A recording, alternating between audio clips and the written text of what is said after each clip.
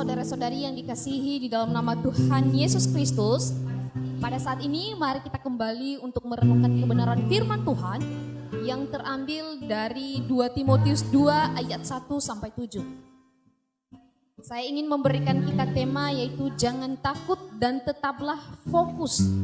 Nah, pada saat ini mari kita membacakan ayat firman Tuhan ini.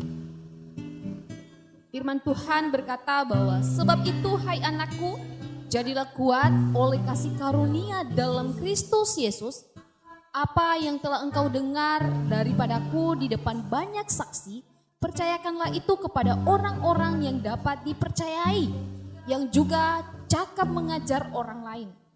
Ikutlah menderita sebagai seorang prajurit yang baik dari Kristus Yesus, seorang prajurit yang sedang berjuang tidak memusingkan dirinya dengan soal-soal penghidupannya, supaya dengan demikian ia berkenan kepada komandannya. Seorang olahragawan hanya dapat memperoleh mahkota sebagai juara apabila ia bertanding menurut peraturan-peraturan olahraga. Seorang petani yang bekerja keras haruslah yang pertama menikmati hasil usahanya. Perhatikanlah apa yang kukatakan, Tuhan akan memberi kepadamu pengertian dalam segala sesuatu. Nah, pada saat ini saya ingin memberikan kita tema yaitu jangan takut dan tetaplah fokus. Kalau kita melihat dalam kehidupan kita, hidup itu harus memiliki yang namanya misi dan visi yang jelas. Untuk apa? Ya supaya tidak asal menjalani hidup ini. Kita perlu bertanya pada diri kita, apa yang harus saya lakukan untuk mencapai tujuan saya? Sehingga sekalipun nanti terjadi hal yang buruk yang tidak kita harapkan dan tidak kita duga, kita masih memiliki fokus kepada tujuan hidup kita. Sehingga kita tidak perlu takut dan tidak lemah untuk menjalani hidup ini. Sama halnya di dalam ayat ini di mana Paulus menasihatkan Timotius, jadilah kuat oleh dorongan kasih karunia Tuhan. Kita bukan kuat karena janji manis manusia. Kita juga bukan kuat karena hawa nafsu dunia ini. Tapi karena janji Tuhan semata-mata. Apa cukup dengan tidak takut saja? Itu yang menjadi pertanyaannya untuk kita. Dan tentunya tidak. Kita harus fokus. Lalu yang menjadi pertanyaannya, fokus seperti apa? Paulus memberikan 3 gambaran fokus dalam suratnya kepada Timotius. Fokuslah untuk membangun kehidupan kita dalam kasih karunia Tuhan. Seperti ada 3 orang yang boleh kita jadikan sebagai contoh dalam kehidupan kita. Yang pertama adalah seorang prajurit. Prajurit yang berjiwa kesatria. Pantang menyerah dan siap melaksanakan perintah. Nah, untuk dapat menggapai kemenangan. Seorang prajurit di medan pertempuran tidak lagi memikirkan tentang apa yang akan terjadi dan bagaimana tentang keluarganya. Dia tidak pernah memikirkan itu, tetapi dia hanya fokus menghadapi lawan agar mendapatkan kemenangan tersebut. Saudara-saudari semuanya, jadilah pemenang dalam hidup kita. Milikilah sikap yang pantang menyerah, jangan pernah khawatir tentang apapun juga.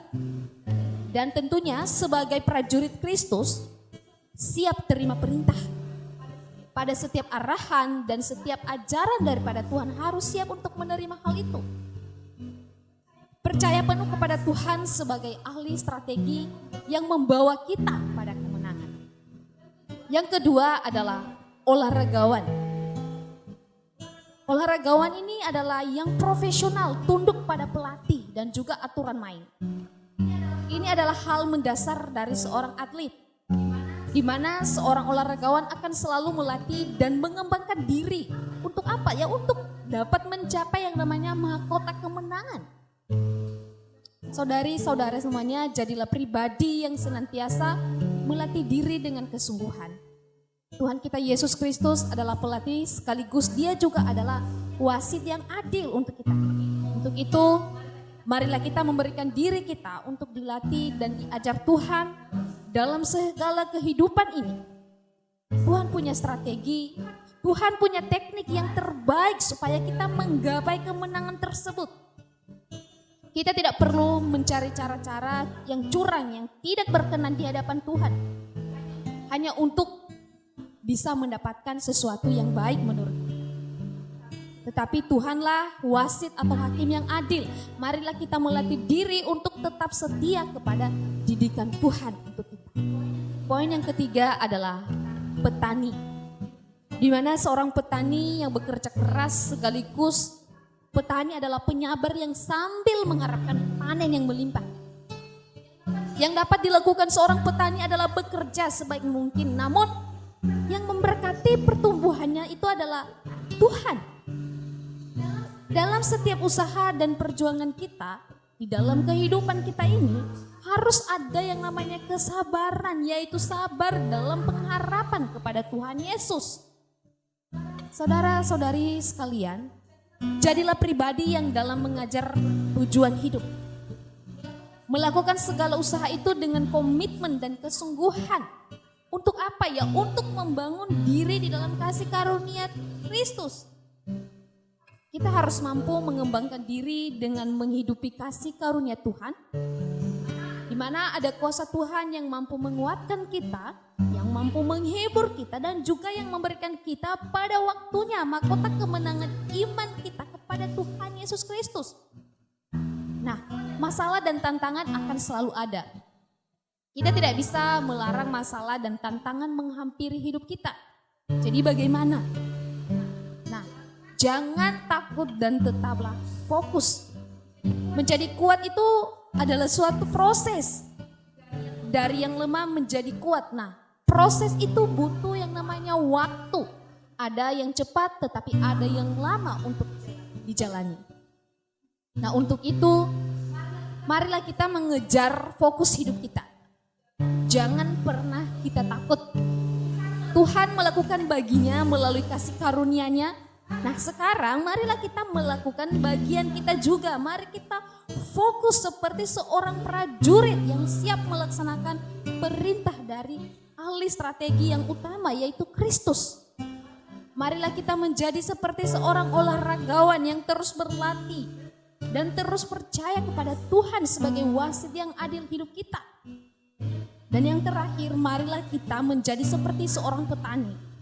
Di mana seorang petani terus tekun bekerja keras dan mempercayakan pertumbuhan dan hasilnya kepada Tuhan yang memelihara hidup kita. Jadilah kuat, jadilah kokoh, jadilah teguh di dalam Tuhan, sebab kita yakin Tuhan pasti akan menolong dan Tuhan yang akan menguatkan kita untuk melewati masa-masa sulit yang kita hadapi. Dan jangan takut dan tetaplah fokus. Itu saja perenungan singkat dari saya. Kiranya firman Tuhan ini boleh kita lakukan dan kita aplikasikan dalam kehidupan kita sehari-hari. Tuhan Yesus memberkati.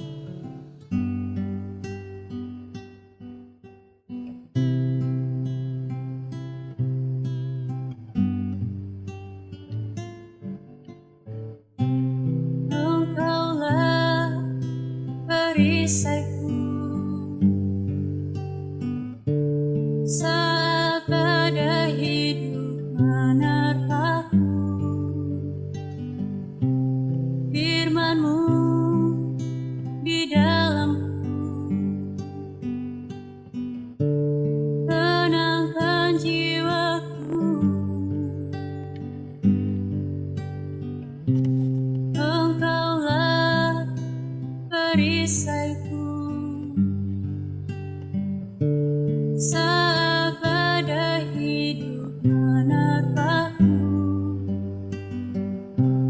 Firman-Mu di dalamku tenangkan jiwaku. Bukan berdiri di tengah badai